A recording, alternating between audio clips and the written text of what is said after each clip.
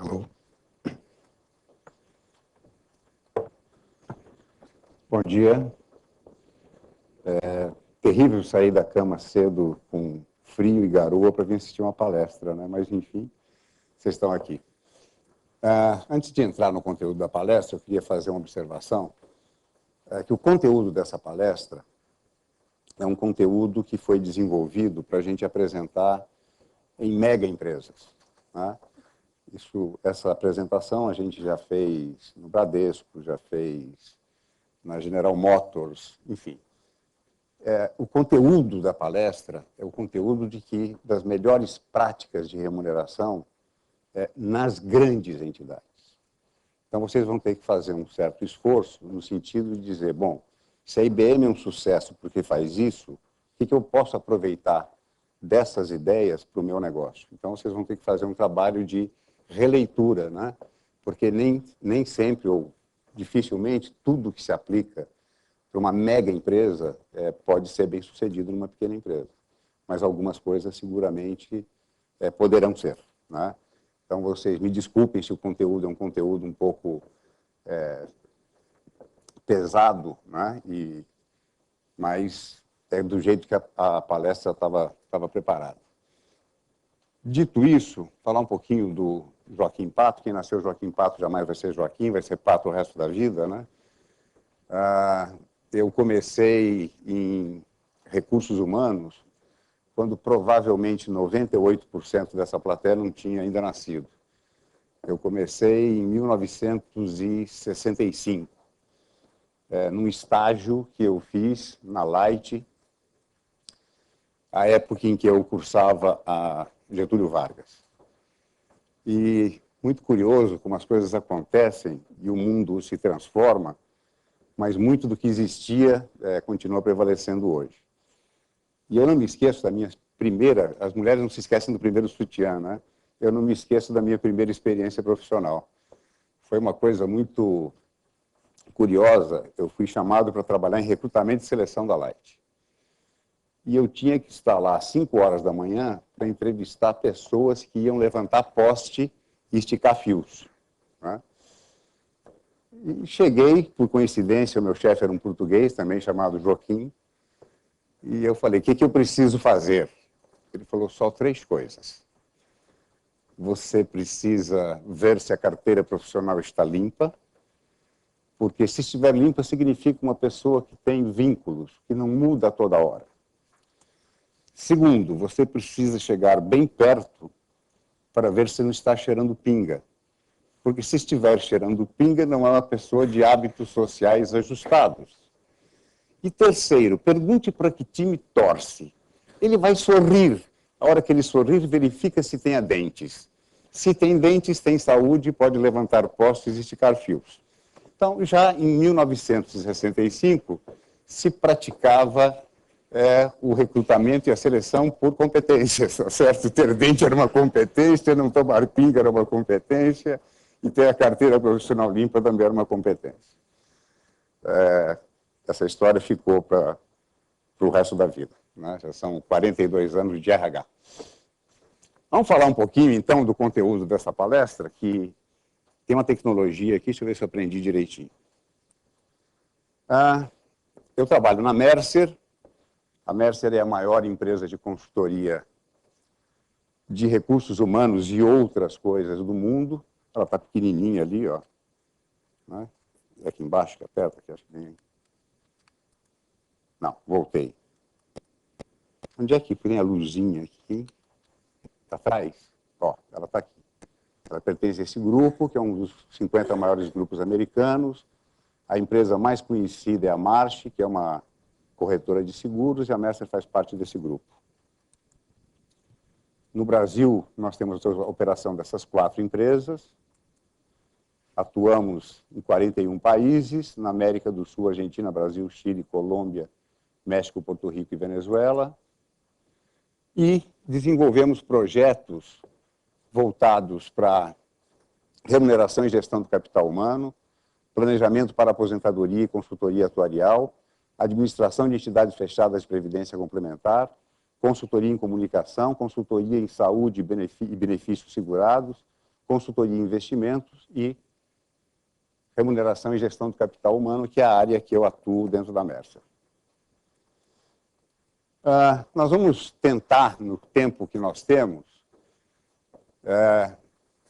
falar um pouquinho sobre a evolução dos sistemas de recursos humanos, os conceitos de remuneração total, algumas alternativas de arquiteturas de remuneração e programas de remuneração variável de curto e longo prazo.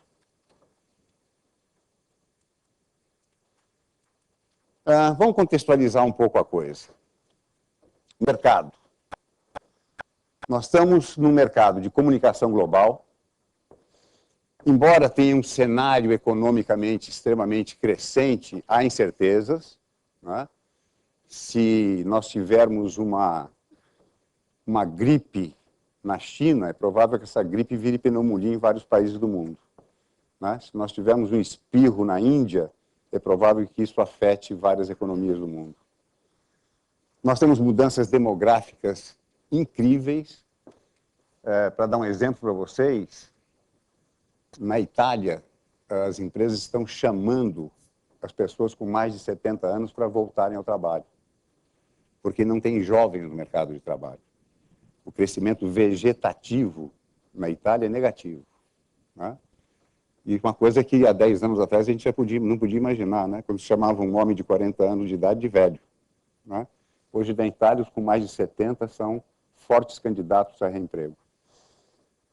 Nós temos uma concorrência que não é mais local, uma concorrência que é global, né? Nós temos mudanças tecnológicas acontecendo todos os dias. Nós temos uma instabilidade institucional muito grande, ainda temos. Os ciclos são cada vez menores. Vocês lembram do fax? Ele veio e desapareceu num ciclo. Quem tinha um fax na época era o dono da melhor tecnologia do mundo. Hoje, fax é a coisa mais anacrônica do mundo, né? E o ciclo do fax foi um ciclo inferior a 5 anos, porque em seguida veio a internet. E temos mudanças de expectativas, né? O mundo muda a cada momento. E a gente querer entender que as coisas que eram boas no passado vão ser boas hoje, vão continuar sendo muito boas no futuro, é uma atitude que provavelmente não vai levar a gente a lugar nenhum. Os negócios. Veio a reengenharia, vieram os programas de qualidade total, vieram os programas de redução de níveis, né, acabando com aqueles organogramas que mais pareciam pirâmides, né, tornando as organizações mais horizontalizadas. A organização que aprende, né, um exemplo disso é esse encontro aqui, né, aprender. A organização aprende, né. Os processos de terceirização, a necessidade de focar necessidades do cliente, a liderança que tem que ser visionária, que se não for visionária não sai do lugar, né? Se eu estiver pensando no atendimento da necessidade do hoje, sem estar preocupado com a necessidade do futuro, eu provavelmente vou ficar estagnado rapidamente, eu vou virar um fax na vida. E, finalmente, o empowerment, né? E acho que um exemplo de empowerment maior que pode existir é ter um grupo tão grande de pessoas numa manhã tão fria como essa aqui. Do ponto de vista das estratégias de recursos humanos, hoje se fala em carreira múltipla. A figura, isso é uma balança, né? Especialista, generalista, especialista, generalista. Hoje nós estamos de novo no momento em que o generalista é mais valorizado do que o especialista. Aquela pessoa que tem a competência de enxergar o todo e gerir bem o todo, ele tem um valor de mercado maior do que aquele que só consegue enxergar um pedaço da necessidade. Conhecimento como trabalho, aprendizagem permanente, mudanças culturais. Só aquele bispo que acha que a menina que fica é prostituta, né? Ele disse isso, né? Mas as mudanças culturais já induzem de que isso não é dessa forma. Eficácia de equipe, terceirização, movimentações laterais e remuneração variável. Movimentação lateral significa crescer sem que necessariamente você tenha que promover as pessoas. Uma das piores coisas que existem dentro das estruturas de recursos humanos são as carreiras gerenciais e as carreiras técnicas. E fala-se numa carreira em Y, né? Só que um Y cotó, é uma coisa assim, né? A carreira gerencial vai até o nível de direção e a carreira técnica tem um analista júnior, pleno e sênior e para por ali. Aí quando você tem um técnico sênior excepcional, você promove ele a supervisor e ganha um péssimo supervisor, né? Então as carreiras técnicas, elas têm que acompanhar o Y de verdade. Eu vou dar um exemplo para vocês. Existe um cidadão na Embraer que é responsável pelo cálculo do CX dos aviões. O CX dos aviões, coeficiente de resistência ao ar, vai determinar a velocidade do avião, a economia de combustível, a estabilidade do avião. Então, é um componente importantíssimo na construção de um avião. Tem lá um cidadão, o professor Pardal, que fica trancado numa sala com um grupo de 10 estagiários do ITA, só fazendo essas simulações matemáticas. Este cidadão, que é um técnico, que não tem uma diretoria, que não tem uma equipe de funcionários, tem a mesma remuneração do presidente da Embraer. Está claro o exemplo? Então, carreiras técnicas devem ser tão valorizadas quanto as carreiras gerenciais. E, finalmente, remuneração variável, né? Que é hoje o grande mote dos processos de remuneração das grandes empresas, por uma razão razoavelmente simples. A remuneração tem algumas parcelas, né? A parcela fixa, a parcela variável e, mais comumente, os benefícios. A parcela fixa é inflexível perante a legislação brasileira. Você não pode reduzir salário. Então, você só flexibiliza o salário demitindo as pessoas. É uma parcela burra, né? Os benefícios que você oferece são inflexíveis. O hospital, o médico, o dentista e o laboratório estão à disposição do bom e do mau funcionário. E você também não tem como flexibilizar isso, né? Retirar um benefício, experimentem retirar um benefício que vocês concederam uma vez na vida para ver o que vai acontecer, né? Então, é outra parcela inflexível. A única parcela que está associada ao sucesso é a remuneração variável, tá?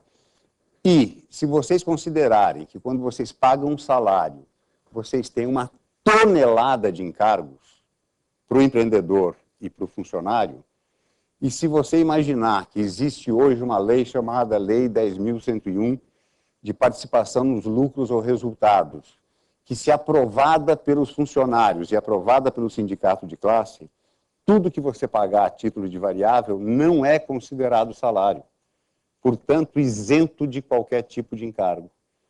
Então, o grande foco da remuneração hoje é a remuneração variável, né? Aliás, é a remuneração variável que faz com que as pessoas corram atrás do resultado.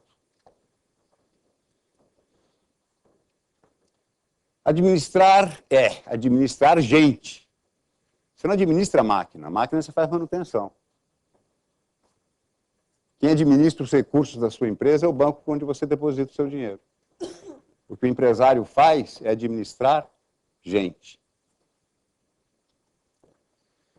A gente sai de uma história de hierarquia para empowerment, onde aqui o planejamento é fundamental, lá a missão, a visão, o aspecto visionário e os valores são mais importantes, onde comando e controle é substituído por delegação e parceria, onde o monitoramento é substituído pelo autocontrole, confiança nas pessoas de que elas possam elas mesmas controlar as suas atividades. A responsabilidade individual passa a ser trabalho em equipe e grupo.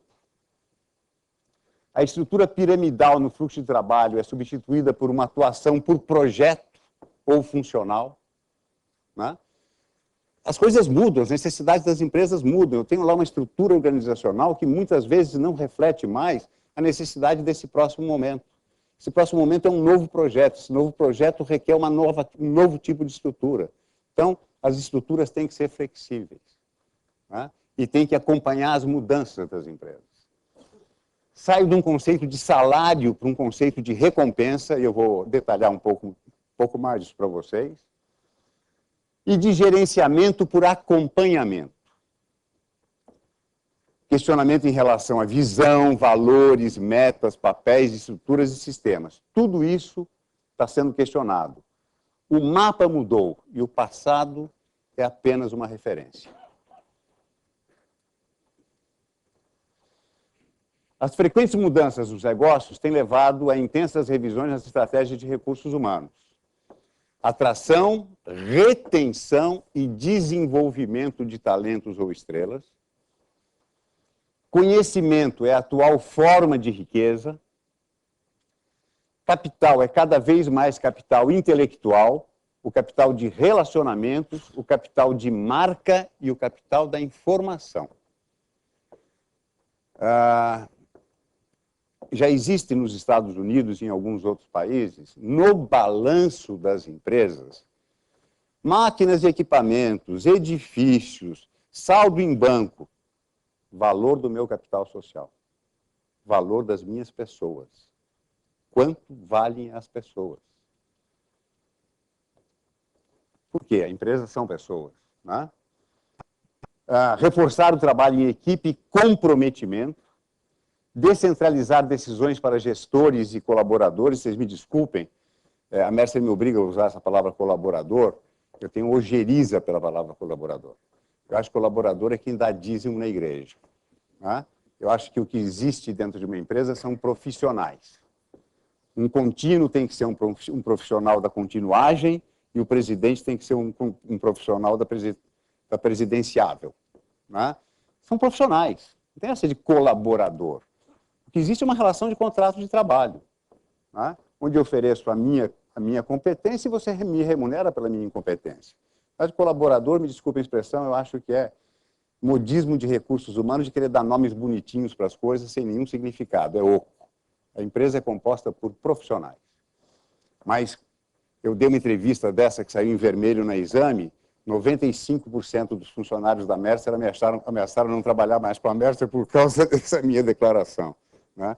Então, a gente usa a palavra colaborador. Enxugamento de níveis organizacionais, as organizações são hoje cada vez mais enxutas e focadas naquilo que é o seu core business, não nas coisas que não são seu core business. Eu não me esqueço de uma outra experiência minha, em 1971, quando eu cheguei no Banco de Boston, ali na Líbero Badaró, como já vice-presidente de recursos humanos, e encontrei um restaurante com 58 funcionários. Eles, cozinheiro, assistente de cozinha, copeiro, parari, patatá, patatá. E eu cheguei para o presidente do banco e falei, qual é o nosso negócio? Ele falou, operações financeiras. Eu falei, não é fazer comida? Ele falou, não, não é fazer comida. Eu falei, por que tem 58 pessoas com um bancário na cozinha? Ele falou, não sei. Então, foi, acho que o primeiro processo de terceirização que houve foi esse em 1971. A gente terceirizou a cozinha com uma empresa chamada Wells, que pertencia ao Pão de Açúcar, que contratou as 48 pessoas e passou a explorar o serviço. O banco não tinha a menor competência para gerir uma cozinha. Né? Como as empresas não têm competência para gerir a segurança ou a limpeza, né? Então a terceirização está aí exatamente por isso. Descentralizar decisões para, já foi, enxugamento de níveis e carreiras mais flexíveis, perfis mais abrangentes. Né? Um pouco da história do Bombril, né? As pessoas têm que ter mil e uma utilidades. Elas têm que atuar percebendo sempre o todo. Eu estou me mexendo muito aqui, atrapalhando? Não, tá tranquilo?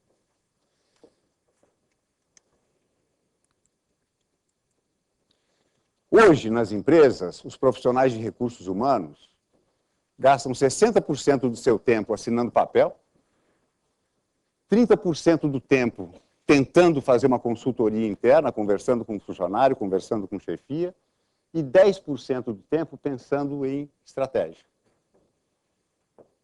O RH continua sendo uma coisa extremamente operacional, cartorial, quando, na realidade, nós deveríamos ter um RH que gastasse 20% do tempo no dia a dia, 20% pensando em estratégias e políticas e 60% do tempo atuando como consultor dentro da empresa.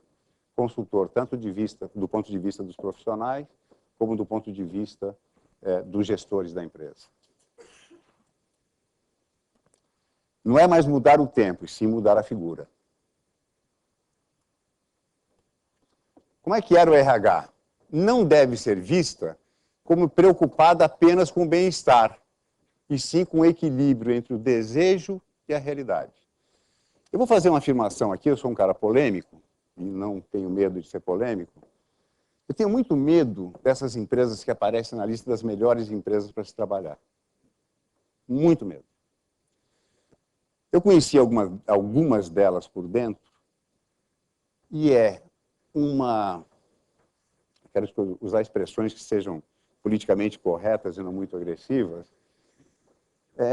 São empresas assim, imagina uma vaca leiteira, com úbero cheio e cheio de gente embaixo mamando.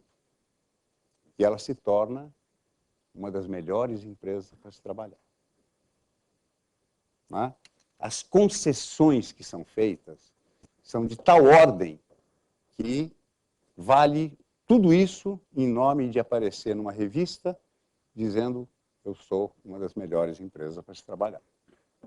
Conheço empresas excepcionais que não estão a mínima preocupadas em aparecer como melhor empresa para se trabalhar. E conheço empresas sérias que estão lá na lista. Né? Mas há uma tendência de preocupação apenas com o bem-estar, fazer tudo que todo mundo quer, festinha, balão, aniversário, festa de final de ano, viagem de navio, sorteio de prêmios, uma parafernália de coisas, né? Para que as pessoas tenham uma sensação de que a empresa é maravilhosa e que não condiz com a realidade. Então, tenho um pouco de medo disso. Mas, felizmente, a gente está saindo dessa preocupação só com o bem-estar para uma preocupação entre o desejo e a realidade. Quem só mantém o status quo.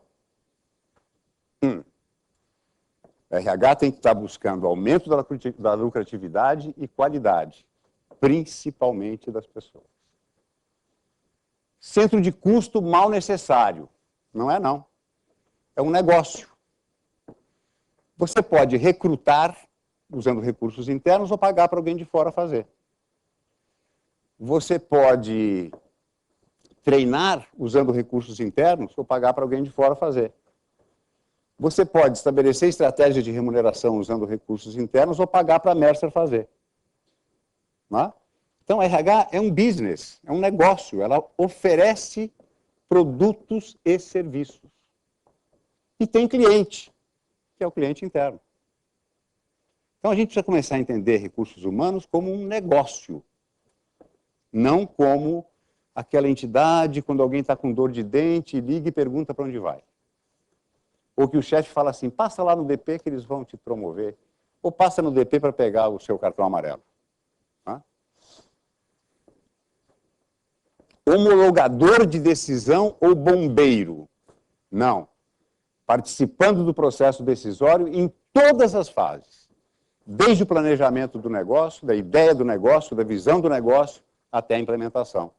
Como é que vai funcionar um RH dentro de uma empresa se ele não conhece qual é a visão, qual é a missão, quais são os valores, qual é o plano de negócio, qual é o planejamento estratégico de curto e longo prazo?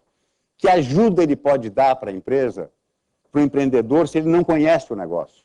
Se ele é simplesmente um homologador de decisão, um bombeiro. E, finalmente, não é mais apoio e guardião das normas. É buscando a captação e uso da energia das pessoas, às vezes subutilizada. Como sair da intenção para o gesto.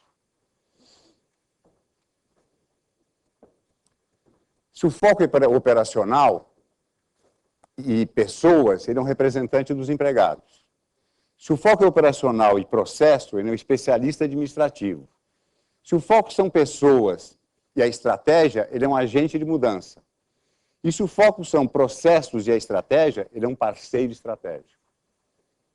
Ele hoje está... Opa, agora eu fiz uma desordem total aqui. Alguém sabe arrumar isso aqui? Não. Eu fui apertar o de baixo e... Tem alguém do Help Desk aí? Alguém na plateia que seja de tecnologia, que saiba usar esse aparelhinho? Eu não vou usar mais esse indicador aqui de baixo, não, porque toda vez que eu tento usar esse de baixo, acontece isso.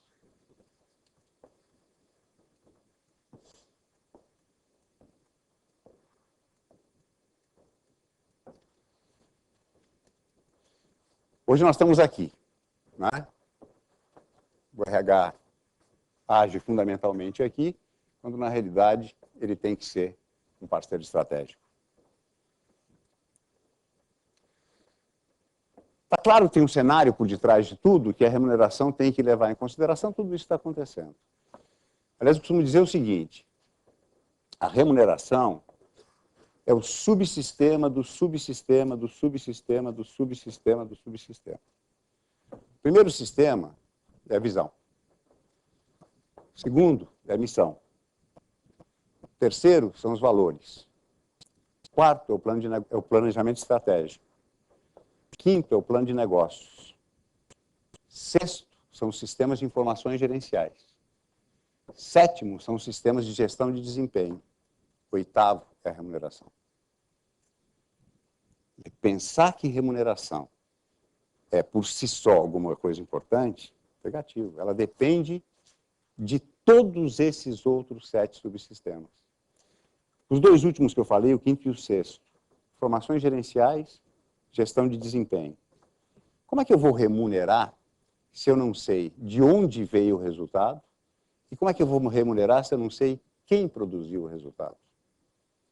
Então, para ser politicamente correto, e citando passagens bíblicas, a remuneração é o cocô do cavalo do bandido. Certo? Porque ela depende de tudo. Né? Ela não é uma ciência por si só. Ela é um sub do sub do sub do sub. Mas muito importante, porque mexe com essa parte sensível do bolso.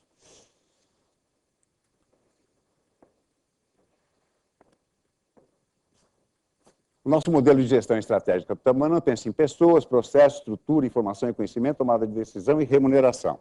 Tem que pensar em tudo isso junto. Nos Estados Unidos, a cultura americana, o foco da remuneração é performance. Na Europa é posição. E na Ásia, pessoas. Curiosamente, a Ásia é que tem o sistema mais focado nas pessoas. O sistema americano é de desempenho e o sistema europeu, que é o mais retrógrado de todos eles, remunera por posição. Se você é diretor é uma coisa, se é gerente é outra, independe de resultado. Tá? No Japão, não. Ele remunera o João, o José e o Antônio. Nos Estados Unidos, eles remuneram a performance da empresa, das equipes e das pessoas. Eles pensam em performance.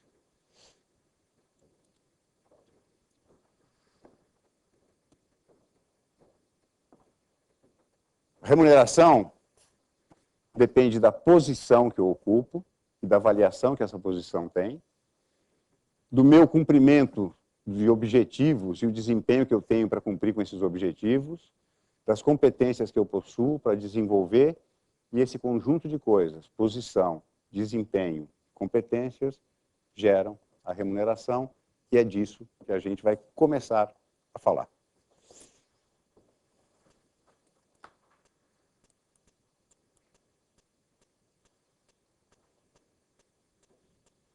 Além de ser a 7ª ou 8ª naquela hierarquia que eu coloquei para vocês, você precisa avaliar as posições, você precisa ter objetivos quantitativos e qualitativos, e você precisa ter competências para poder desempenhar uma função. A partir do momento que você tem o que a gente chama de visão integrada, você pensa na remuneração. Então, ela depende da posição, ela depende dos objetivos quantitativos, do desempenho qualitativo, depende das competências que eu tenho para desenvolver bem essa posição e das condições que eu tenho de crescer. Então, a remuneração é uma consequência disso tudo. E olhem que coisa curiosa, e agora vocês vão falar, puxa, como é que um dia a gente vai fazer isso numa pequena empresa? A remuneração fixa, eu vou ser teimoso aqui. A gente pode designar um valor. Pesquisa de mercado, consulta em jornal. Eu posso ter um sistema de remuneração variável de curto prazo, com base nos resultados, para reter e manter, e eu vou chamar isso aqui de remuneração direta. Tá? Dinheiro, salário, e remuneração variável, de curto prazo. Eu tenho benefícios, posso ter, dependendo do tamanho da empresa, benefícios diferenciados. O presidente de um banco de montadora, que é nosso cliente, de uma montadora de carros importados de primeiríssima linha, tem à disposição dele 5 carros, que somados e multiplicados pelo valor unitário de cada um, dá 3 milhões de reais. Está lá. Nós temos incentivos de longo prazo e nós temos outros aspectos associados a valor ou motivação interna, que é intangível. Quando a gente fala da direta, da indireta, do longo prazo e da intangível, até o incentivo de longo prazo, a gente está falando em remuneração total. Deveria ser a base de percepção do indivíduo. Quando a gente fala em cultura e clima organizacional, a gente está falando em recompensa. Deixa eu deixar bem clarinho isso aqui. A gente acompanha o mercado com pesquisas salariais há aproximadamente 18 anos. Existem algumas áreas de negócios em que a remuneração cresce há 18 anos. Onde é que nós vamos parar? Não é? As empresas pensam que a única forma de motivar, reter, incentivar as pessoas é grana. Na realidade, se a gente for acreditar que isso é verdadeiro, daqui a pouco nós não vamos ter caixa para manter a nossa empresa. Então, a gente precisa começar a buscar formas de recompensa não financeiras. E acho que esse é um dos maiores desafios dos empreendedores, dos profissionais de recursos humanos, dos empresários, que é como é que eu posso reter, manter, desenvolver as pessoas, também oferecendo recompensa não financeira. E, às vezes, a recompensa não financeira ela é muito mais percebida, ainda que seja intangível, do que a financeira. Eu vou dar um exemplo para vocês de uma pesquisa que foi feita pela Mercer há 4 anos atrás, com mais de 2.000 executivos na América Latina. E perguntaram para esses executivos o que os fazia ser tão comprometidos com as empresas que eles trabalhavam. A primeira resposta foi orgulho de pertencer. Isso é não financeiro. Eu tenho orgulho de pertencer a essa empresa.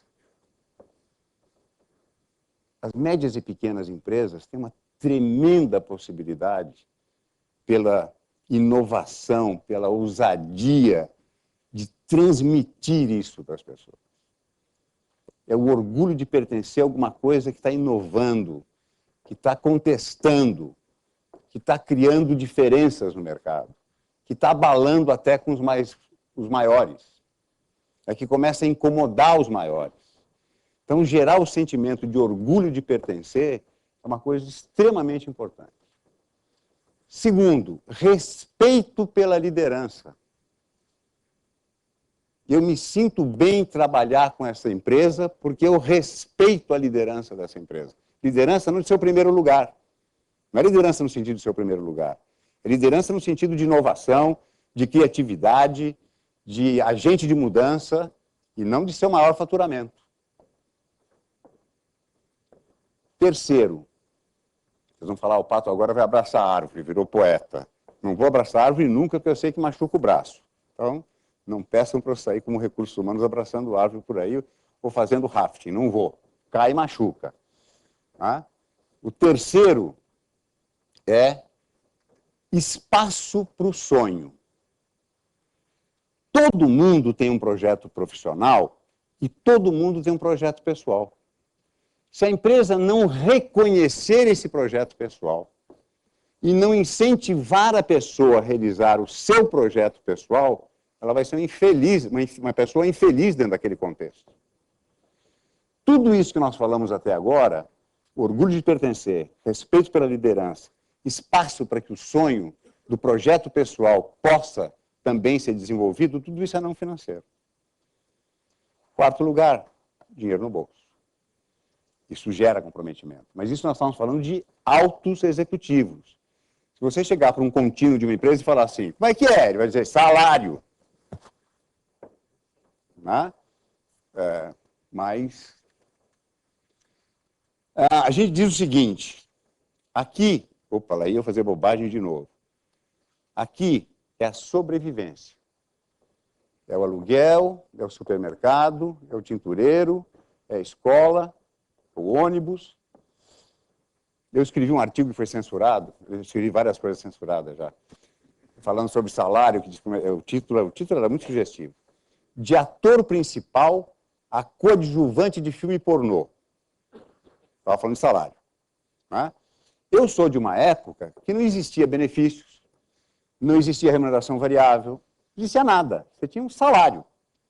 E com esse salário você comia, você viajava, você tirava férias, você comprava seu carro, você fazia tudo.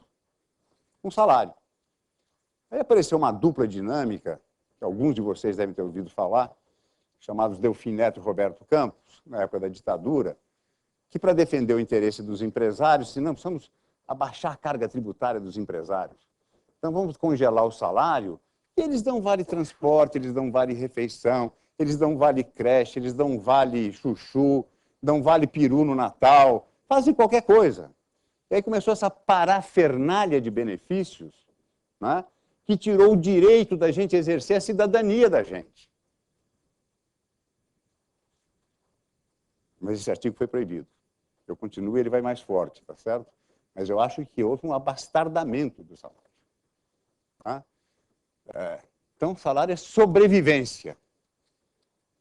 Eu já vivi muito bem de salário. Eu comprei meu primeiro Fusca com salário. Tá? A remuneração variável é o investimento. Trocar a geladeira, reformar a casinha de praia. Estou investindo. Os benefícios, vocês já conhecem minha opinião a respeito deles. Acho até que alguns deles são absolutamente necessários pela falência do Estado. Então, um plano de assistência médica hospitalar é necessário, porque o SUS que está aí é falido. De novo, eu sou do tempo que os hospitais públicos eram os melhores hospitais do Brasil. E as escolas públicas eram as melhores escolas do Brasil. Assim, quer estudar? Vai para a escola pública. É vagabundo? Vai para a escola particular. Mudou tudo. Né? Então, aqui eu tenho que ter assistência médica, eu tenho que ter um plano de previdência, porque a nossa previdência, se continuar com os rombos que tem, daqui a pouco explode. Né? Então, alguns benefícios de caráter mais social são necessários. E o incentivo de longo prazo é o que a gente chama de enriquecimento. Sobrevivência, investimento e enriquecimento. O que é o incentivo de longo prazo? É você ser sócio do negócio. E se o negócio crescer e valorizar e um dia esse negócio for vendido, você vai ganhar uma boa grana. Então, essa grana é o seu enriquecimento. Eu estou indo rápido demais, está tranquilo para vocês? Joinha?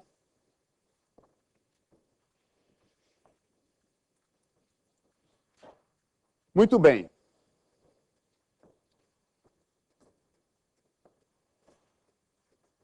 O que nós temos que buscar,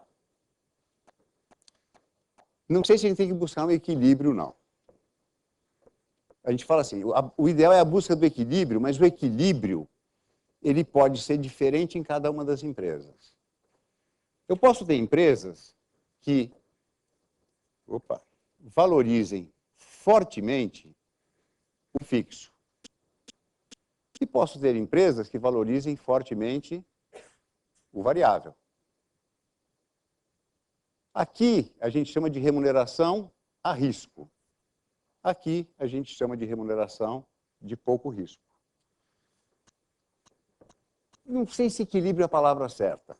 A gente vai ver um pouquinho mais para frente que a gente tem exemplos de sucesso aqui, e a gente tem exemplos de sucesso aqui, e a gente tem exemplos de sucesso no meio. Vou dar 2 exemplos para vocês. O Bradesco não paga remuneração variável. O Bradesco é um fracasso? Não. O Banco Pactual, que foi comprado pelo Banco UBS, União de Bancos Suíços, por 9 bilhões de dólares. Era uma empresa de fracasso? Não. Não pagava nada aqui. Nada. Era tudo aqui. Então, esse negócio de buscar equilíbrio é o equilíbrio que faça sentido para a cultura da empresa.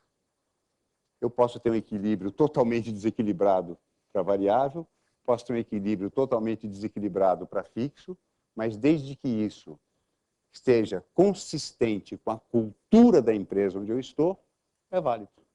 Então, eu não vou dizer que o meio termo é o melhor, não é. O melhor é aquilo que melhor traduzir a necessidade de cada um dos negócios.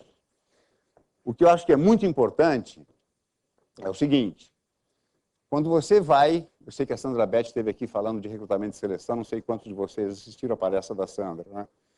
Quando você vai recrutar alguém e você oferece esse tipo de situação, você está, de uma certa forma, contratando pessoas conservadoras. Não gostam de risco. Mas existem pessoas conservadoras altamente talentosas. Se você oferece aqui, você está contratando pessoas que gostam de correr risco. E também podem ser altamente talentosas. Então, eu diria que o modelo que vocês estabelecerem vai determinar o perfil do profissional que vocês querem. Se vocês têm uma estratégia só focada em salário, não tragam para dentro da empresa um empreendedor.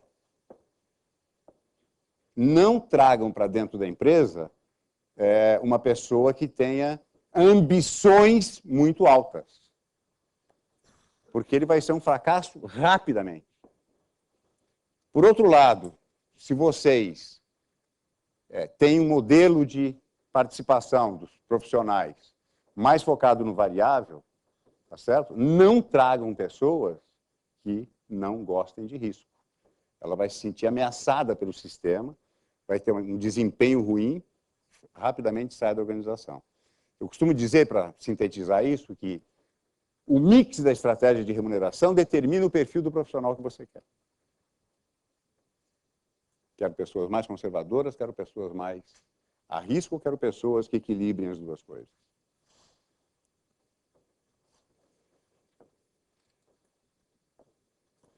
Olha, essa parte é um pouquinho maçante e pesada, que existem 4 grandes modelos para definir estratégia de remuneração nas empresas. Ela é um pouco até sofisticada. Eu vou tentar ser simples na forma de expressar, mas vocês precisam conhecer que existe. Tem empresas que a estratégia é rígida, é cargo, é controle, tá? E ela é olhando para o umbigo. Então, você tem cargos e faixas salariais. Você descreve cargos, avalia cargos e tem faixas salariais. 99 em cada 100 empresas, infelizmente, ainda transitam nesse sistema. É rígido, aquele cargo tem 25 pontos, portanto, a mediana de mercado desse cargo é R$500 e eu vou pagar R$500. O cargo que tem 30 pontos, eu vou pagar 650 porque eu estou olhando a visão interna. Tá? É absolutamente rígido. Eu posso ter um rígido mais focado em mercado. Então, eu tenho os cargos distribuídos em níveis, mas o que vale não é a visão, a isonomia interna, é a isonomia externa. O quanto aquela posição daquele tamanho vale no mercado. Tá? Eu estou muito mais preocupado do que olhar para o umbigo, para a isonomia interna, eu estou preocupado em ser isonômico com o mercado externo. Mas eu também tenho níveis. Aqui eu tenho bandas. Banda, o nome mais correto é broad banding, significa uma faixa salarial comprida. E ao invés de ter uma estrutura de cargos com 20 níveis, eu passo a ter uma estrutura de cargos com 4 níveis. Eu pego o vertical e transformo em horizontal. Tá? E aí digo, em cada um dos pontos dessa grande faixa, qual é o valor de mercado do analista sênior de desenvolvimento de sistemas, qual é o valor de mercado do analista sênior de recursos humanos, qual é o valor de mercado do analista sênior de contabilidade, pontuo dentro dessa grande banda e trabalho ali. E tem outros que não estão preocupados exatamente com o preço de mercado. Ele busca inspiração no preço de mercado, mas ele trabalha com base nas competências. Então, se eu tenho um broadband com uma amplitude de 300%, as pessoas vão crescer dentro dessa grande faixa na medida em que adquiram e demonstrem as competências necessárias para aquela posição. E cada posição e cada área requer competências distintas. O modelo de competências considera 3 grandes áreas. As competências transversais, que são aquelas que valem para todas as pessoas daquele negócio, e as funcionais, que são aquelas específicas de cada uma das áreas que compõem o negócio. Então, na medida em que eu adquiro a competência necessária e demonstro a competência, eu sou remunerado. Isso é que chama remuneração por competência. Aqui são as características de cada uma delas, e eu acho que seria chato ficar lendo. Como esse material vai estar, vocês vão receber em download, isso vai estar disponível para todo mundo, não vai? Então, acho que ler é mais prático do que eu ficar feito um papagaio aqui lendo, tá? E vocês vão ter uma... E qualquer dúvida depois, o meu telefone vai estar à disposição de vocês. Eu não sou uma pessoa extremamente disponível, eu costumo dizer que dos 7 dias para a semana eu passo 8 voando. Não é por causa do nome Pato, não, é porque eu voo mesmo de avião. Tá? Vai falar de cada uma delas. Principais características, modelos de competências, bandas, onde aplica, grades, onde aplica, avaliação e faixa. Ok? Acho que a leitura desse material, desculpa, o pessoal da internet também vai ter acesso ao material, não vai? Então, leiam, que é menos chato do que eu ficar repetindo aqui. Lembra que a gente falou de programas de remuneração variável de curto e longo prazo? Então, acho que o tema da nossa reunião era remuneração variável, né? Então, vamos começar a nossa palestra. Bom, aquilo que eu falei para vocês. A estratégia de remuneração é uma ferramenta para alimentar o plano de negócios, mas que depende do sistema de informações gerenciais e depende do processo de gestão de desempenho. Qualquer estratégia de remuneração que não alavanque os negócios não serve para nada. Se hoje eu ganho 1.000 e tenho uma estratégia A, acho que a estratégia A não está legal e monto uma estratégia B e continuo ganhando 1.000, jogou dinheiro fora. A estratégia de remuneração tem que necessariamente alavancar o plano de negócios. Ela é instrumento de alavancagem do plano de negócios. Se não alavancar, benefício zero. Eu não sou confeiteiro e nem vou passar uma receita de bolo para vocês. Mas eu vou dizer tudo que uma grande empresa pensa ao estabelecer um modelo de remuneração. E aí vocês vão poder imaginar, dentro da realidade de cada um de vocês, o que destas coisas que as grandes empresas pensam pode ou não ser útil para vocês.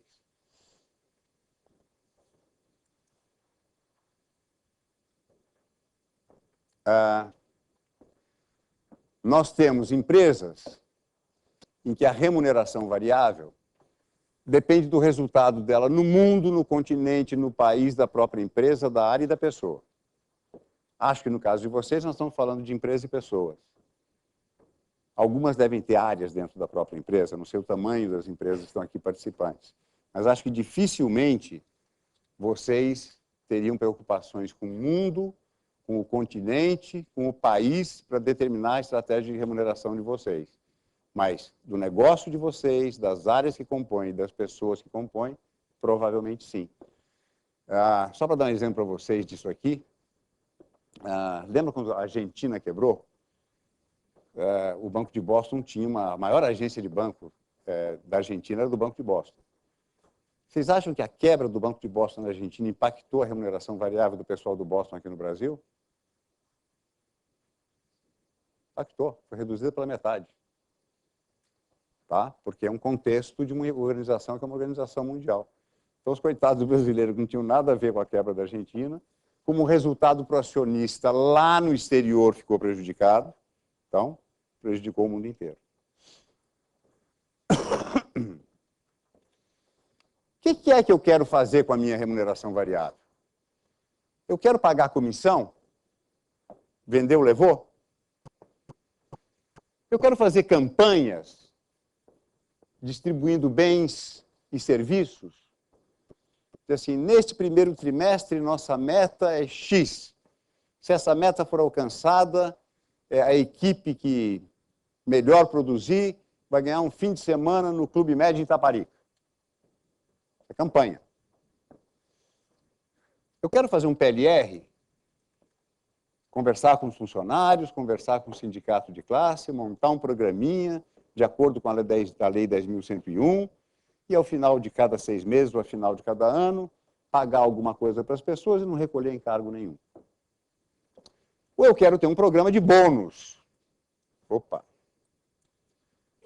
Um programa de bônus que pode estar debaixo do guarda-chuva da PLR. É que, normalmente, a PLR, e o Brasil é mestre nisso, né? É uma das leis mais interessantes que eu conheço, e que o sindicato acabou pegando para ele. Então, o sindicato já coloca na convenção coletiva, assim, 80% de um salário mais R$500 para todo mundo. Ou seja, perdeu o sentido, né? Porque desvinculou de performance. Na medida que você faz ser igual para todos, virou todo mundo japonês. Desculpe se tem algum, ou todo mundo chinês. Né? Você não diferencia, pô.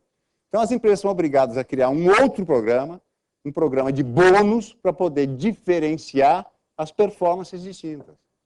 Porque a PLR de convenção coletiva transforma todos nós em taubatianos. Eu sou taubatiano. Tá? Então, o que eu quero? Eu quero um plano de bônus, quero um programa de PLR, quero campanhas, quero comissões, quero tudo. Né? O que eu pretendo fazer? Quero, isso nós já vimos, que a minha remuneração seja fortemente a fixo, equilibrada ou fortemente a variável. Então, a calibragem que vai ter o meu programa de variável depende da estratégia que eu vou estabelecer. Eu quero fixo e variável equilibrados, eu quero fixo alto e variável baixo, ou eu quero fixo muito baixo e variável muito alto. Essa é a segunda regrinha. Como é que é o mix que eu quero para a minha empresa?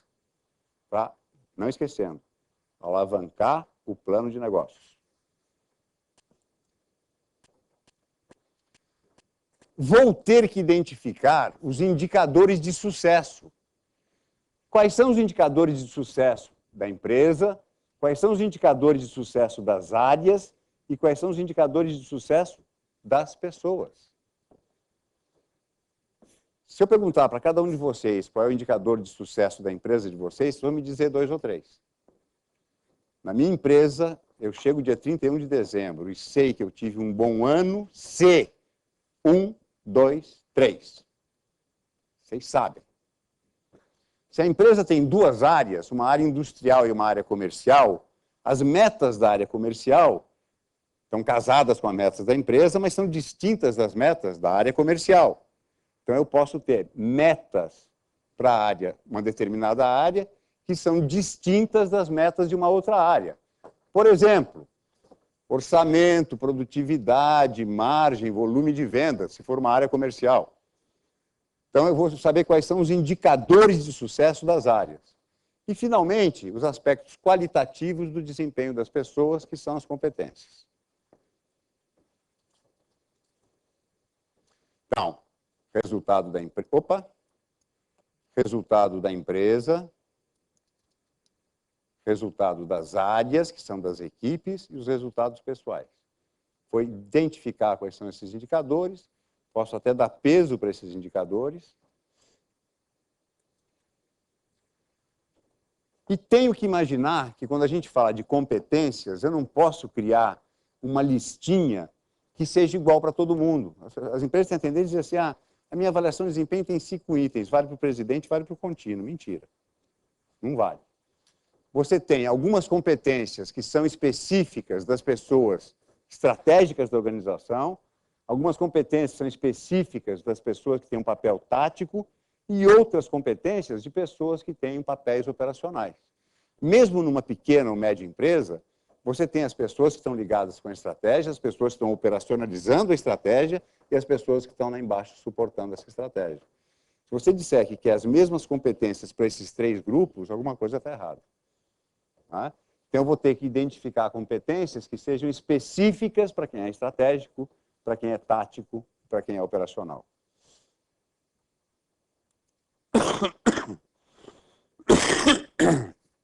Desculpem, eu vou tomar um golinho d'água aqui.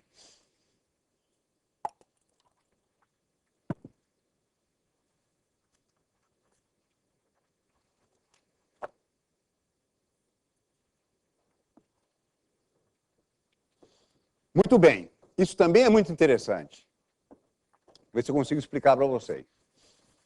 Suponha que vocês estabeleçam que a possibilidade de ganho para um gerente é de um salário. Eu vou dizer para ele, olha, 25% do seu salário vai depender do sucesso do todo. 50% do seu salário vai depender do sucesso da sua área. E 25% do seu salário, do seu bônus de um salário, vai depender do seu desempenho individual. Aí eu peguei lá um auxiliar de contabilidade e falei para ele, olha, daquele meio salário que eu vou te dar todo ano, de gratificação, 15% vem do sucesso da empresa, 45% do sucesso da área em que você atua e 45% do seu próprio desempenho. O que eu estou dizendo com esse grafiquinho aqui, com essa tabelinha? Estou dizendo o seguinte, quanto mais próximo eu estou do poder, mais eu dependo do todo. Quanto mais longe eu estou do poder, mais eu dependo do meu próprio desempenho. E há uma tendência nas empresas de dizer assim, um para todo mundo se fizer 10 mil. Não é um para todo mundo se fizer 10 mil. Não é? Porque as pessoas têm graus de contribuição distintos em relação ao resultado. Então, se eu estou próximo do poder, eu vou depender do todo. Se eu estou longe do poder, eu dependo muito mais da minha própria performance.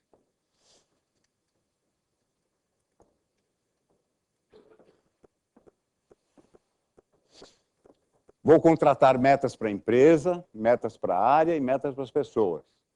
Vou estabelecer graus de atingimento dos indicadores quantitativos e qualitativos. Vou criar um fator de ajuste, tá? E vou avaliar o indivíduo por competências. Como?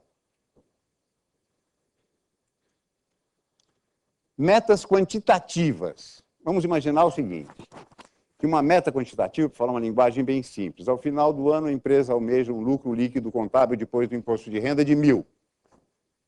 Ok? Se eu ficar abaixo de 80%, eu não vou ter remuneração variável. Se eu ficar entre 80% e 90% daquele lucro líquido contábil depois do imposto de renda de 1.000, eu vou distribuir entre 50% e 89% do que eu estabeleci como a regra. Suponha que a regra fosse um salário. Tá? Eu vou distribuir meio salário se eu fizer 80%. Em compensação, se eu fiz 1.250, eu vou distribuir para ele um salário e meio. Ou seja, tem que ter uma calibragem. Você não pode dizer assim, a meta é 1.000. Se eu não fizer 1.000, não tem nada. Agora, se eu fizer 1.100, 1.200, 1.300, 1.400, continua sendo o mesmo 1, não é verdadeiro. Porque isso não vai incentivar as pessoas. As pessoas têm que dizer, é 1.000, eu quero correr atrás de 1.300. Porque se fizer 1.300, eu não vou ganhar 1, eu vou ganhar 1,5. A receita de bolo está muito complicada? Esse silêncio diz que sim. A pior coisa quando você tem 0,800 na sua empresa e você faz uma pergunta e ninguém responde, é que o telefone vai tocar doidado, viu?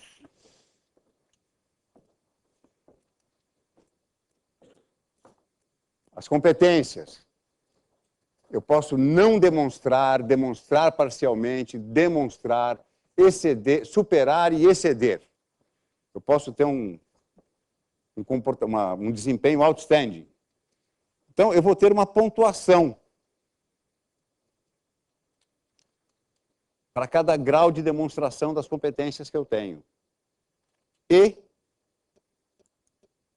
vou dizer, olha, nesse tático e aqui, o pessoal tático, quem tiver de 0 a 8 pontos, não leva nada. Quem tiver de 9 a 17 pontos, leva a metade daquele target. Quem fizer de 18 a 26, leva exatamente o target. Quem fizer mais do que, tiver mais competências, demonstrar mais competências do que se espera, pode levar 25% a mais. E se estourar a boca do balão em termos de competência, pode levar 50% a mais. Então, eu tenho que ter réguas, tá? Para medir o atingimento das metas da empresa, das metas das áreas e do desempenho das pessoas. E aí, um exemplozinho para ficar mais fácil de entender. Eu peguei aqui uma posição onde o target de remuneração variável era de 10 salários. Ok? E estou olhando aqui a área. Lembra daquela história que eu tinha colocado, de que quanto mais próximo eu estou do poder, né, se eu tenho 10 e sou um diretor, 7,5 vem do todo, 1,5 vem da área e 1 vem do meu desempenho individual.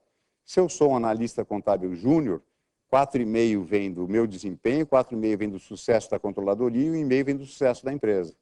Então, eu posso ter um target de 10 e receber 0, e posso ter um target de 10 e receber 15. Então, a estratégia de remuneração tem que levar em consideração todas essas lógicas. Eu vou voltar um pouquinho, passando rapidamente. Oi? O sucesso da empresa. Não, acho que tem coisa mais para cá. Que resultados me interessam? Que tipos de programa eu quero ter? Que tipo de estratégia eu quero adotar na minha empresa? Como é que eu meço quais são os indicadores de sucesso da empresa, das áreas e dos indivíduos? Como é que eu meço a competência dos indivíduos?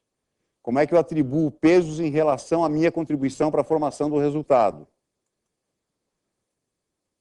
Que metas eu contrato, quanto eu atinjo? Redutores ou multiplicadores? Redutores ou multiplicadores, a régua em cima do que eu contratei. As competências e o número de pontos que eu obtive. O target e a forma de pagar. São 10h15 e falta uma. Fechamos com essa uma e vamos para o coffee ou como é que fica? Está pronto? Deixa eu ver qual é a última, peraí. Conforme for, a gente fecha e volta só para perguntas e respostas, tá? Não, tem mais algumas coisinhas.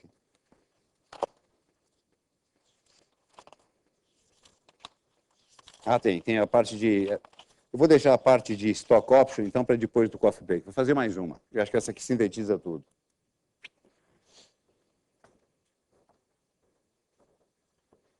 O indivíduo, contratação de metas, a área e a empresa, metas versus realizado, avaliação do indivíduo, resultado da empresa, fator de ajuste, pago bônus. O que é esse fator de ajuste gerencial? Toda vez que o empreendedor recebe uma folhinha que o computador emitiu, dizendo o funcionário A vai receber meio, o funcionário B vai receber 0,25, o funcionário C vai receber 1,25. ele sente que o poder de gestão dele foi invadido. Né? Então, nos Estados Unidos e na Europa usa-se um fator chamado modifier, que a gente chama no Brasil de fator de ajuste gerencial. Então, o principal gestor da empresa tem o direito de pegar aquilo que o computador emitiu com base em todas as regras e dizer, não, essa pessoa vai ter 15% a mais porque ela obteve um resultado com ventos totalmente contrários. Ao contrário, você vai ter 15% a menos porque os resultados que você obteve foram dentro de um cenário extremamente favorável. Então, o poder de management sobre a remuneração variável existe através do principal executivo. Agora, que esse poder de management nunca seja superior a 15%, porque senão vira caixa preta e você perdeu toda a transparência do processo. Vai dizer, o meu poder de management é 100%, a regra mandou pagar meio para você, mas eu vou pagar zero. Acabou o programa. Exatamente. Aí fica totalmente subjetivo. Então, a subjetividade, não é subjetividade, é o poder de gestão do principal executivo, ou do gestor, ou do supervisor, a gente recomenda que ele fique limitado a 15%. Na volta do COF, a gente vai falar um pouquinho, então, dos incentivos de longo prazo, que é uma coisa que eu acho que vale muito nas empresas de vocês, que é participação societária. Tá? Que não é longo, não é curto, a gente vai falar um pouquinho sobre isso. Muito bem. Para também não ficar uma coisa assim de discurso de melhores práticas de grandes empresas, deixa eu fazer um testemunho para vocês. Primeiro, assim, agradecer a generosidade de alguns de vocês lá fora, na hora do cafezinho, que disseram que estão gostando. Não sei se eu estou gostando do que eu estou falando, mas, enfim, se vocês estão gostando é o que interessa, tá certo? Eu comecei a minha carreira profissional na Light, como eu contei, depois fui estagiar no Crefisul, fui para o Rio de Janeiro como executivo já do Citibank, saí do Citi e fui para o Boston, fiquei no Boston, voltei para o Citi, e quando eu estava lá com os 40 e poucos anos, eu falei, quero ser empreendedor. Né? E montei uma consultoria chamada Rumo Consultoria, Rumo com RH, que era especializada, essa história é interessante, vindo de Citibank, Bank of Boston, montei uma consultoria que, assim, diretoria de recrutamento e seleção, diretoria de outplacement, já começa o erro aí, né? Quem faz recrutamento e seleção não pode fazer outplacement, conflito de interesse. Diretoria de treinamento e desenvolvimento, diretoria de remuneração, bando de sócios, 3 andares num prédio na Itapeva, e vendi o primeiro carro, vendi o segundo carro, vendi os quadros que estavam na parede, vendi os tapetes persas. Na hora que eu fui vender meus filhos, não apareceu o comprador. Né? Eu falei, eu preciso repensar o meu negócio. E, na realidade, quem repensou o meu negócio não fui nem eu, nem a necessidade de falta de dinheiro. Quem repensou o meu negócio foram os clientes. Os clientes disseram, olha, vocês fazem uma coisa legal, vocês fazem bem remuneração. E vocês conhecem remuneração para banco, porque a sua história foi banco. Então, por que você não foca em remuneração para banco? Comprei os tapetes, comprei os quadros e comprei mais 4 carros. Né? 4 carros parece coisa da igreja evangélica, Igreja Universal do Reino de Deus, eu tenho 4 carros. Não é isso, eu tinha mais, comprei 2 carros. Voltei a ter um padrão de vida dentro do que eu sempre tive. Por quê? Porque eu pus foco, né, no mercado que eu conhecia e no tipo de conhecimento que é o conhecimento que eu tinha desenvolvido ao longo daquele período. E a Rumo virou um sucesso. Ela foi um sucesso tão grande que ela foi simultaneamente paquerada para ser comprada pela Rei, todos vocês conhecem, pela Towers e pela Mercer. Né? Eu entendi que a que tinha a melhor proposta para Rumo e para os profissionais da Rumo e para os meus projetos de vida era a Mercer e eu vendia Rumo para a Mercer. Então, eu já fui um empreendedor, né, que passou por todos os estágios. Né? Eu me lembro que eu sou fumante, e teve um dia que eu pus a mão no bolso, falei, deixa eu comprar um maço de cigarro, não tinha. Né? Hoje, infelizmente, tem. Né? Infelizmente tem. Continuo fumando. Esse é o azar da coisa. Como é que funcionava na Rumo? Nós tínhamos lá as diretorias e todos eles eram sócios do business que eles tocavam.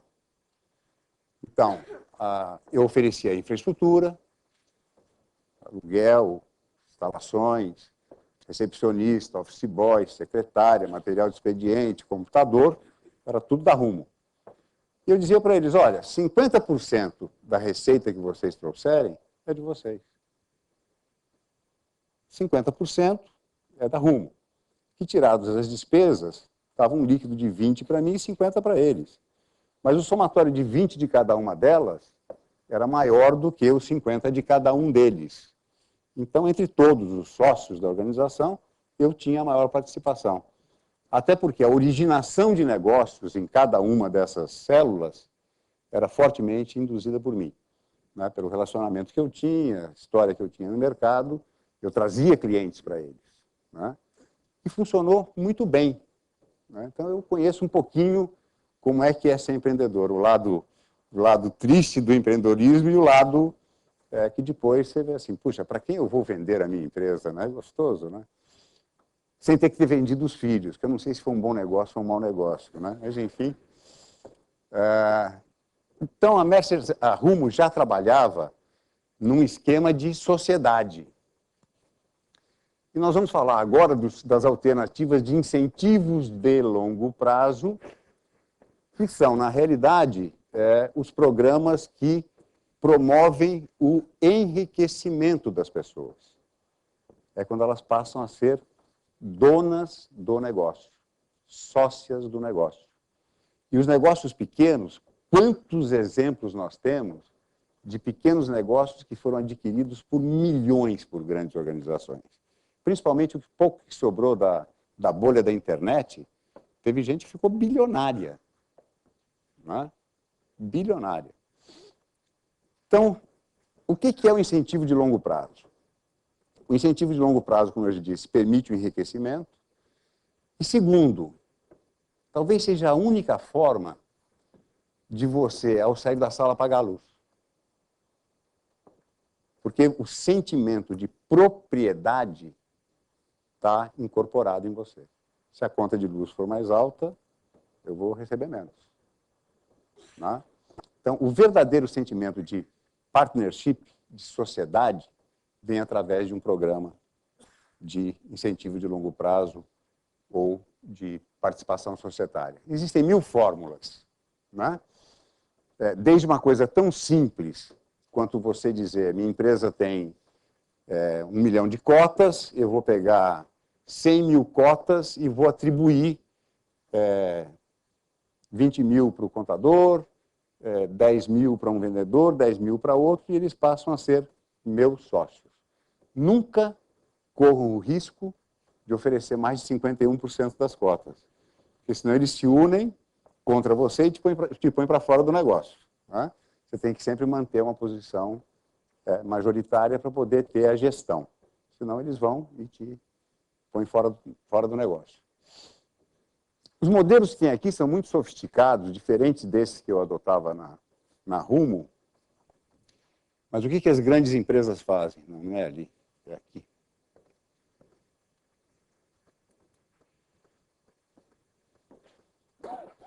Isso aqui é stock option, né? Eu dou assim, eu dou o direito de você comprar opções da minha empresa. A empresa pode ser de capital aberto, pode ser de capital fechado, a opção pode ser de ação, a opção pode ser de cota. Aqui 99% das pequenas e médias empresas são limitadas e, portanto, têm cotas, não têm ações. É isso? Mas funciona da mesma forma. Então, você diz o seguinte, olha, hoje, que o nosso negócio vale 1,5 vezes o faturamento anual, e 1,5 vezes o faturamento anual é 1.000, eu quero te dar 5% desse negócio. A opção de comprar 5% desse negócio. Então, aqui na concessão, eu te dei um conjunto de cotas que valem R$5.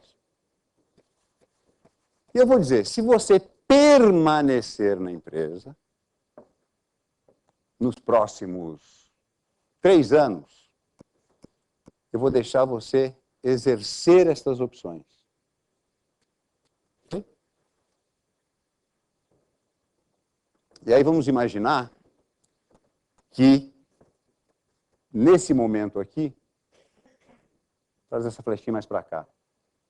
1,5 vezes o faturamento da minha empresa não era mais um valor de R$3 por cota, era um valor de R$7 por cota.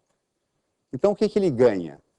Ele ganha a diferença do que valia no momento que eu concedi em relação ao que vale hoje. Então, ele ganha R$4 por cota. Meio complicadinho, né? Lá no D0, eu tenho um negócio que vale 1,5 vezes o faturamento. 1,5 vezes o faturamento é 1.000. Suponha que eu tenha 1.000 cotas, cada cota vale 1. Ok? Então, vale 1. Para mim, ela vale 0, porque eu estou recebendo uma opção. É uma opção. Então, aqui eu não tenho nada. Eu tenho uma promessa de pagamento se eu ficar e se a empresa crescer. E no mínimo 3 anos. Aí fiquei 3 anos, a empresa não estava muito legal. Eu falei, não, eu não vou exercer o meu direito, que é o vesting, é o exercício do direito. Eu vou exercer o meu direito mais para frente, quando a empresa estiver valendo mais. Aí passaram-se 5 anos, e eu vou lá e digo assim, puxa, 1,5 vezes o faturamento, agora cada cota não vale mais 1, cada cota vale 3. Então ele ganha R$2 por cota. Ficou claro? O que é o interessante da opção? É que ele exerce o direito de compra e vende imediatamente para o principal executivo. Então, não há perda do controle societário. Você não deu para ele uma cota, você deu uma opção de compra futura. E no futuro, quando ele compra e exerce o direito, ele obrigatoriamente vende de volta para o principal acionista.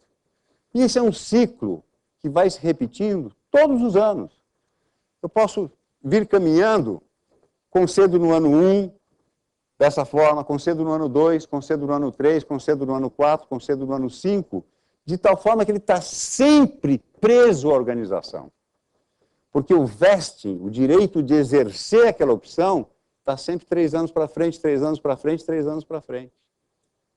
Então, isso chama-se retenção.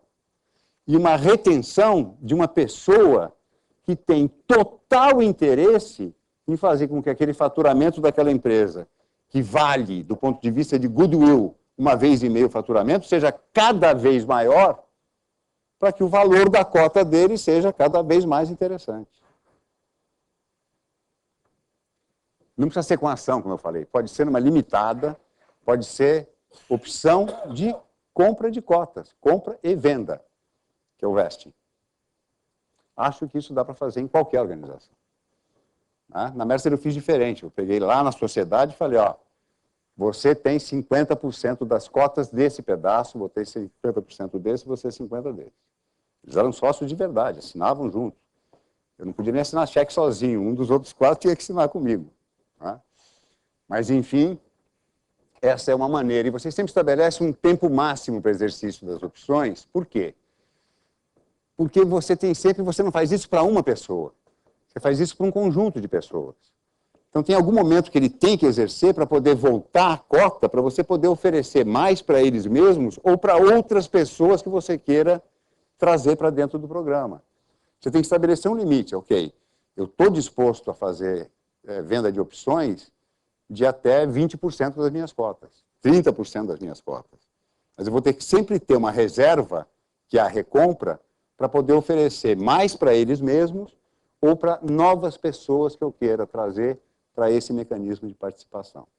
Então, o real sentimento de propriedade, né, você consegue, não é com salário, não é com benefício, não é com remuneração variável de curto prazo. O real sentimento de propriedade você consegue através dos programas de partnership. Então, Stock Option é um modelinho. Performance Share é uma coisinha um pouquinho diferente. Eu digo assim, não é uma vez e meia o faturamento. É uma vez e meia o faturamento, desde que a gente consiga crescer no mercado 5% de market share. Eu associo a um indicador, um outro indicador que é importante para mim, para o meu negócio. Por exemplo, eu quero que a relação custo fixo, custo variável, o fixo baixe hoje de 70-30 para 50-50. Eu quero que o custo fixo represente só 50 e o custo variável represente só 50. Ok?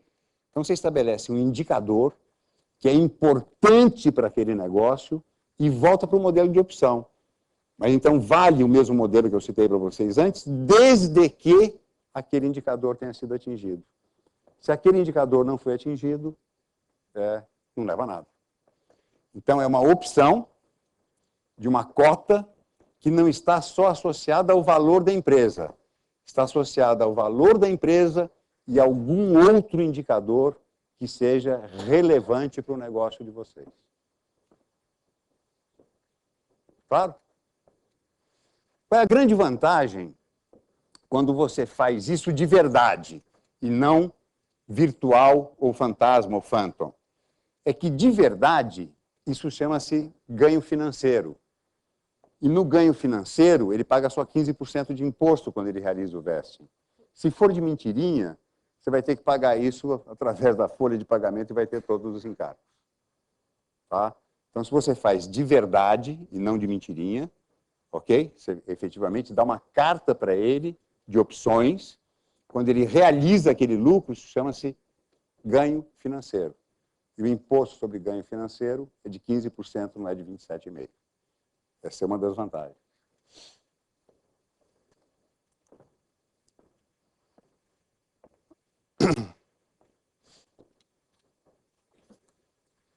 Aqui é uma coisinha um pouquinho mais simples. Se você tiver um programa de bônus, você pode dizer o seguinte, olha, o seu target é 6 salários. Se a gente atingir 100%, você leva 6, 120, a gente leva 9, 200% você leva 12. Se ficar abaixo de 80, você não leva nada. O que eu estou dizendo aqui é o seguinte, suponha que eu tenha estabelecido um target de 6 e tenha tido um resultado de 120%, 20% acima do que imaginei, portanto, ele não receberia 6, receberia 9. Você diz, ok, você vai receber 6 e os outros 3 você vai receber daqui 50% daqui a 1 ano, 50% daqui a 2 anos. Então, é também uma forma de retenção. O que você precisa combinar com ele, qual é o indicador que você vai usar para corrigir o valor que ficou retido. É o percentual de crescimento da receita, é o IGP, enfim, qual é o indicador que você vai usar para corrigir esse dinheiro que ficou retido. Então, assim, não é pagar o bônus para a pessoa 100% cash. Você paga o target no cash e o que exceder o target você paga postergadamente. 50% depois de 1 ano, 50% em 2 anos. Em todos estes modelos, tem uma regrinha. Se sair antes, o que acontece? Perde tudo. Saiu antes do prazo combinado, não leva nada.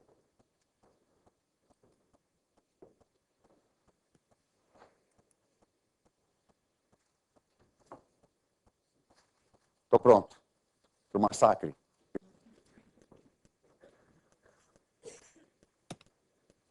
Olha o silêncio. Hã? É uma cartinha, é um comfort letter. Uma cartinha. Externo. É uma carta de confiança, chama-se carta de conforto, né? Comfort letter. Bom, as perguntas devem ser feitas... Assinado pelo principal sócio. As perguntas devem ser feitas por escrito, e aí a gente tem as meninas, uma em cada ponta, que vai passar para recolher. Você sabe o que eu acho? Eu acho que eu fui tão claro que eles não têm dúvida nenhuma, não vão perguntar nada. Já tenho 2 perguntas aqui. Eu vou começar e vocês podem fazer Antes esse, né? Como uma empresa pode ter acesso aos salários pagos pelo mercado sem ter que comprar pesquisas? Infelizmente, se recorrendo de pesquisas publicadas em jornal, que são de má qualidade. 1. 2, conversando com o headhunter, e o headhunter diz, olha, se você está interessado em buscar alguém para essa posição, vai te custar tanto. Terceiro, ligando para os amigos que trabalham no RH das outras empresas e fazendo uma pesquisa telefônica. Só. Vê no jornal, liga para o headhunter e pergunta quanto é que seria o salário adequado para um contador, se for o caso de um contador, ou liga para 5, 6, 7 empresas do segmento onde você atue e faz uma pesquisa ou por e-mail ou telefônica e depois se compromete a passar o resultado da tabulação para todos que deram informação. Custo zero. Quer ligar para a Mercer? 5 mil por empresa, mais $500 por cargo.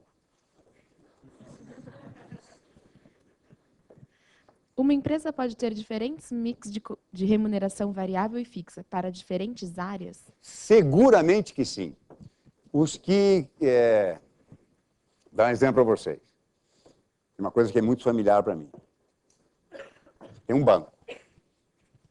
Ele atua no varejo, 2.000 agências.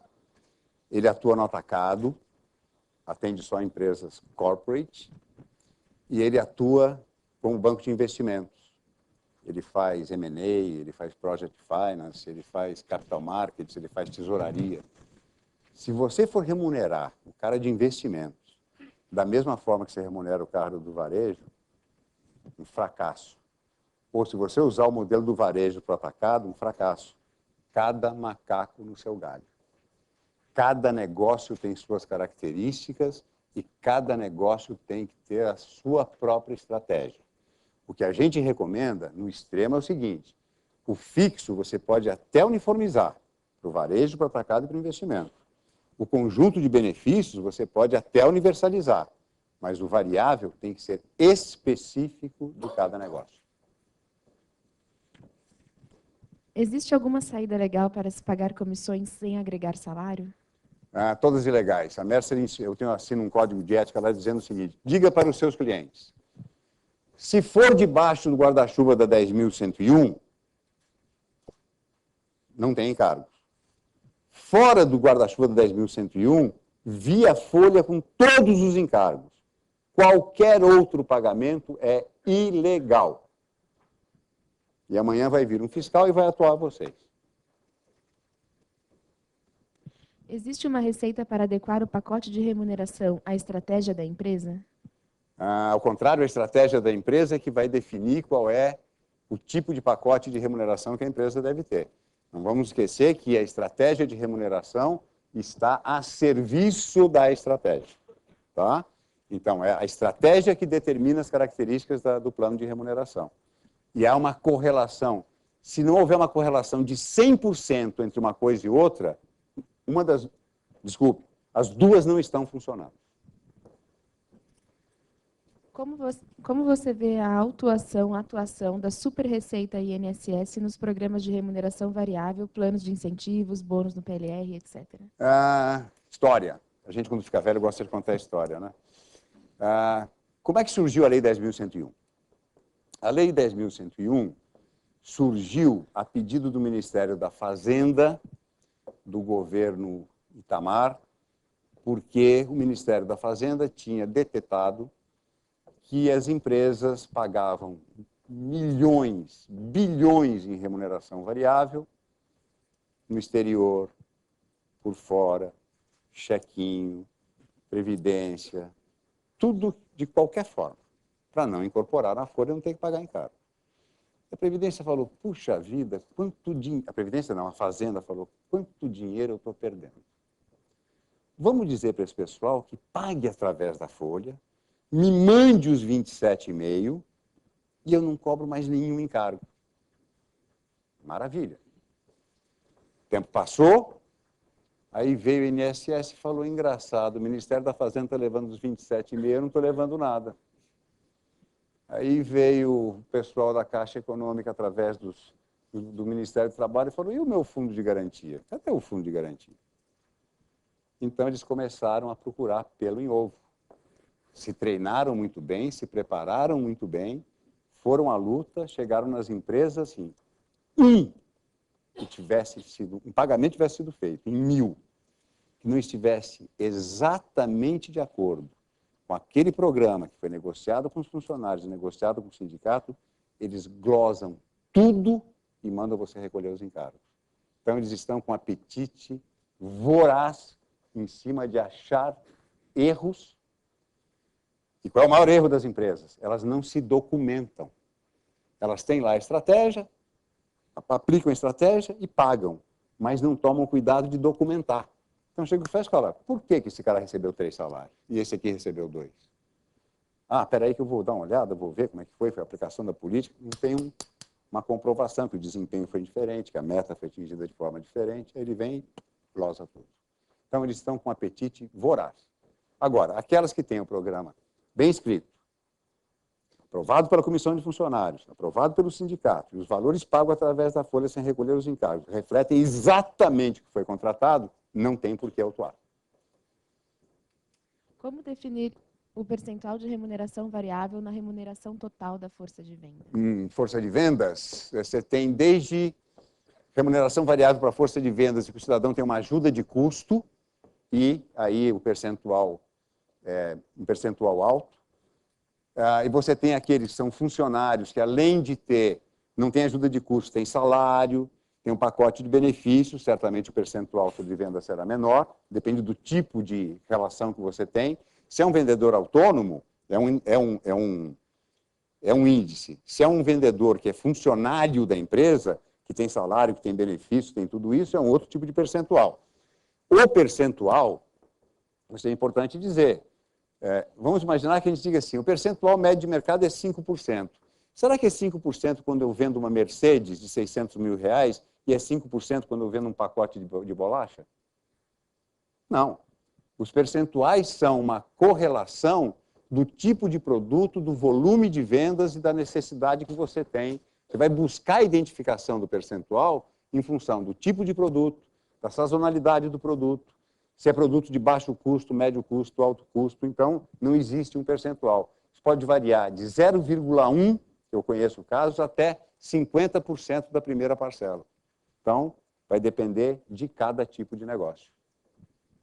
A gente tem 2 perguntas sobre opção de compra de cotas. A primeira é se deve existir alguma diferenciação para quem será oferecida essa cota dentre os funcionários da empresa, por exemplo, só diretoria ou qualquer profissional. E a outra é qual o percentual ideal de cotas? Máximo de 30%, por exemplo, ou pode se dispor de 49%? Voltando. A Promon, 100% dos funcionários é cotista. A Promon não tem empregado.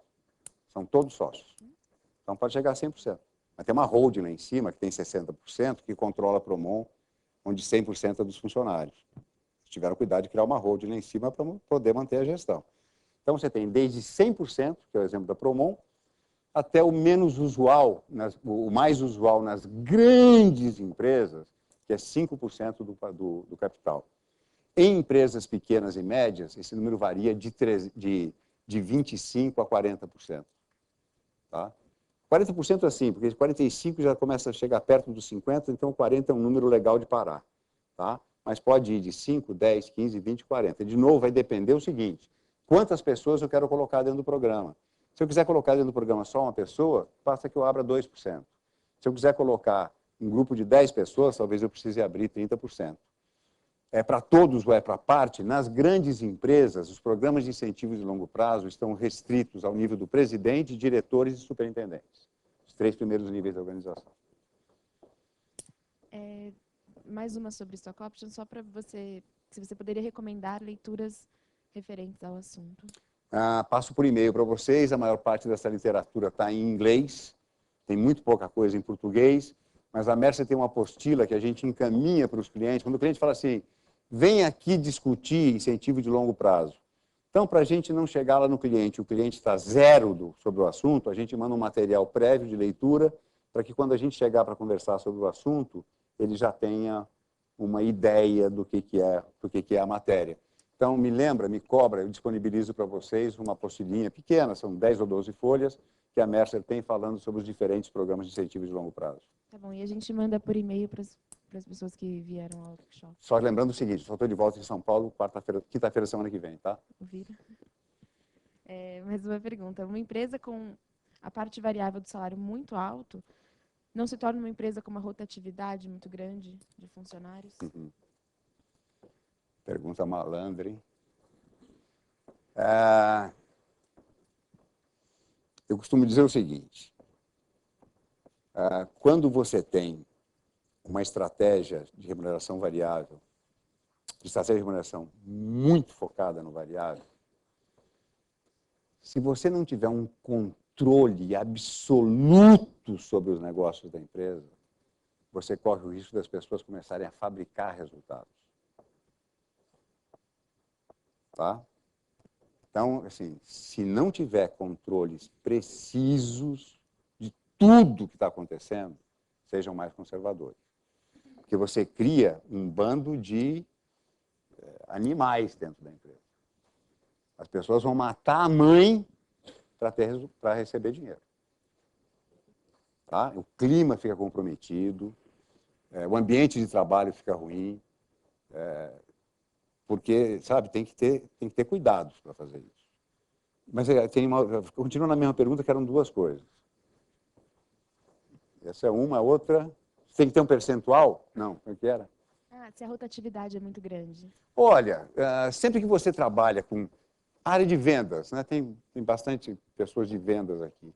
Você diz assim, 0,5% sobre a sua carteira, se o vizinho falar 0,51 sobre o que você vender, ele vai embora. Então, a figura do comissionamento não gera comprometimento. Qualquer 0,1 a mais, o cara muda. Tá? O sistema de comissionamento não gera comprometimento, não gera retenção. Ele gera satisfação de curto prazo. A satisfação de longo prazo vem pelos programas de bônus e os programas de incentivos de longo prazo. Não vem dos sistemas de comissionamento. Existe algum método de avaliação padrão que você poderia recomendar? Olha, eu acho que a avaliação padrão ela deve levar em consideração duas coisas. Quando eu estou falando das pessoas. As metas quantitativas que eu tenho que cumprir e as atitudes e comportamentos que eu tenho que ter para atingir essas metas. Repetindo, atingir a meta matando a mãe não vale. Tá? Então, você tem que ter metas quantificáveis. Isso vale tanto para áreas de comerciais como para áreas não comerciais. As áreas de suporte têm projetos para implementar, você pode estabelecer meta de projeto. Então, tem que ter um pedaço que é quantitativo e um pedaço que é qualitativo comportamental. Normalmente, o quantitativo tem um peso de 70% a 80%, o comportamental tem um peso de 20% a 30%. Como definir uma estratégia de remuneração para uma organização situada no terceiro setor, que não pode distribuir bônus, mas que também não pode ficar só na recompensa não financeira? Ok, graças a Deus, a Lei 10.101 fala em participação nos lucros ou resultados. Uma organização do terceiro setor, uma organização sem fins lucrativos, pode estabelecer metas de resultado e, atingidos aqueles resultados, criar um orçamento para remuneração variável. Pode e deve. Na sua opinião, quais são os impactos positivos e negativos dessa nova cultura de estratégia empresarial de funcionários tornarem-se sócios? Negativo. Escolheu o sócio errado, vai ser negativo. Né? Negativo, você vai ter custos advocatícios maiores se você brigar com o cara no meio do caminho. Negativo, você vai ter um custo cartorial maior se ficar entrando e saindo muita gente que tem que estar mudando o estatuto. Fora isso, nenhum. Para mim, só é positivo.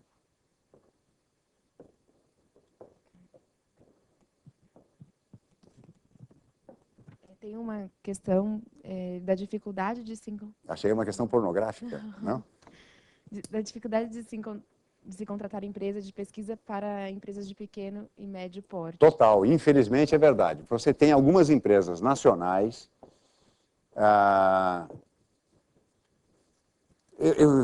é muito complicado para mim falar sobre isso, porque é o seguinte, se você quer qualidade, prazo, você vai ter que trabalhar, falando das empresas nacionais, uma RH Plus. Só que a RH Plus ela tem um nível de honorários bastante inferior ao da Mercer, da Rei, da Towers, mas, de qualquer forma, um nível de honorários representativo, talvez, não dentro do tamanho do sapato das pequenas e médias empresas. Aí eu fico muito preocupado que vocês, não vou dizer nome, vocês vão cair na mão daquelas que está cheio na internet, está cheio no jornal, sabe?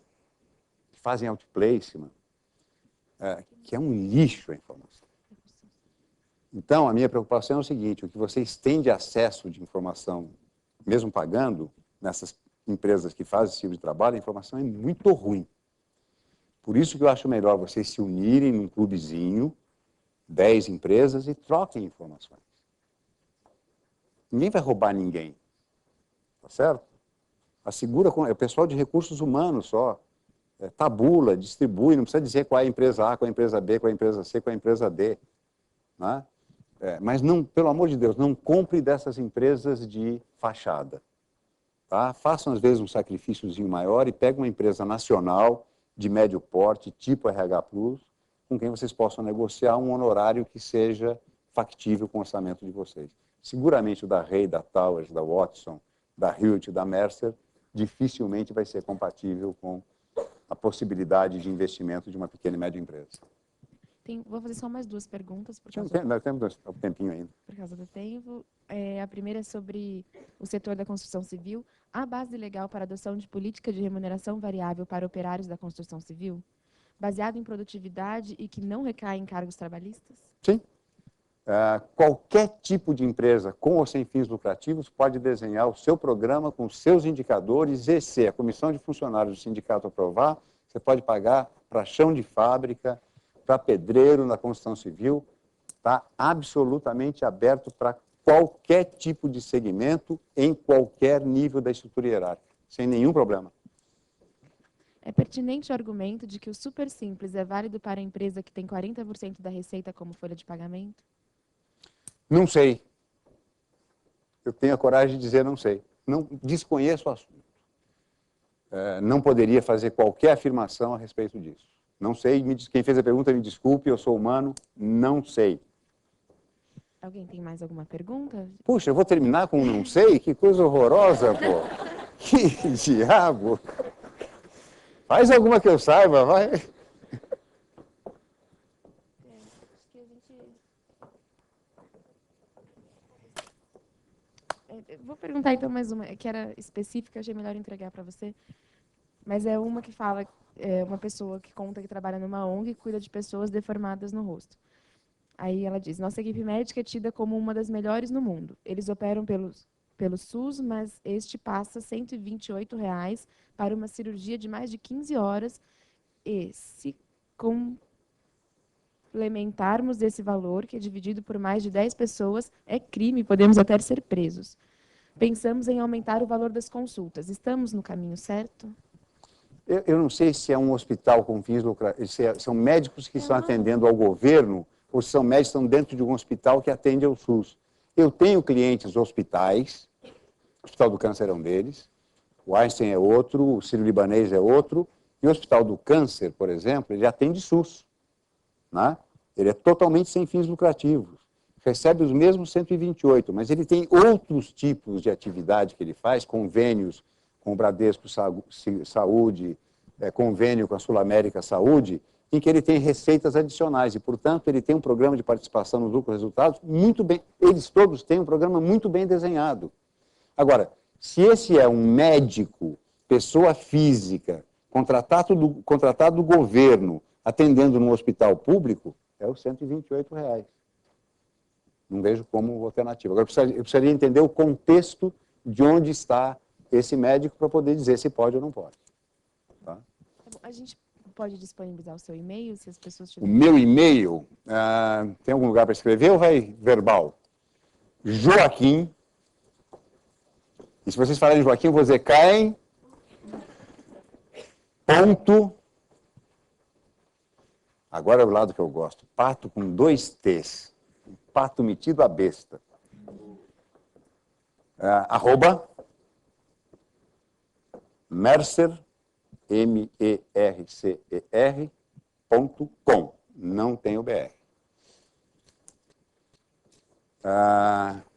Que mais? Acho que é isso, né? Se ninguém tem Solteiro. mais. Avô de não sei quantos netos, pai de 3 filhos. Vamos lá. Acabou, pessoal. Puxa vida, acabou cedo, sinal o quê? Deixa então eu explicar. A apresentação vai ficar disponível para download assim que na sexta-feira, quando o vídeo for ao ar. Vocês clicam para assistir o vídeo, vai ter o PowerPoint do lado e vai ter a opção download. Vocês podem clicar e vai baixar a apresentação dele. Tá bom? Muito obrigada. Obrigada, Fátima, mais uma Obrigado vez. vocês pela paciência.